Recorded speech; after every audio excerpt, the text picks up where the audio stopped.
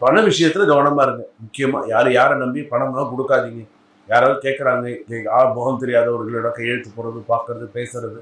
முக்கியமா கணவன் மனைவி, கணவருக்கு தெரியாம மனைவி செய்யக்கூடாது, மனைவிக்கு தெரியாம கணவர் செய்யக்கூடாது. ஒரு மனசுல ஒரு 2 பேருக்குள்ள ஒரு ஒரு ஒப்பந்தம் மாதிரி இருக்கணும். ஸோ நம்ம 2 பேரும் இப்படிதான் இருக்கணும், இப்படிதான் செய்யணும், வாழ்க்கையில் இப்படிதான் இருக்கணும் அப்படிங்கிற மாதிரி உங்க ராசிக்கு நீங்க கொண்டு வந்துடணும். அப்பதான் உங்க ராசிக்கு சிறப்பான ஒரு சூழ்நிலையில இருக்கும்.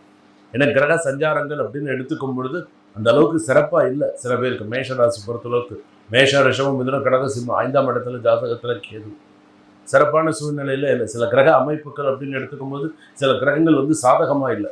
சுக்கிரன் சாதகமா இல்லை, சனி சாதகமா இல்லை, குரு சாதகமா இல்லை, கேது பகவான் சாதகமா இல்லை. நிறைய பிரச்சனைகளுக்கு சில பேருக்கு அபாஷனு, உடல்நிலை பிரச்சனை, பெரியவர்களுக்கு உடல்நிலை மருத்துவ செலவுகள், சிப்ளிங்ஸோட சண்டை பிரச்சனைகள், இது எல்லாமே இருந்துன்றது.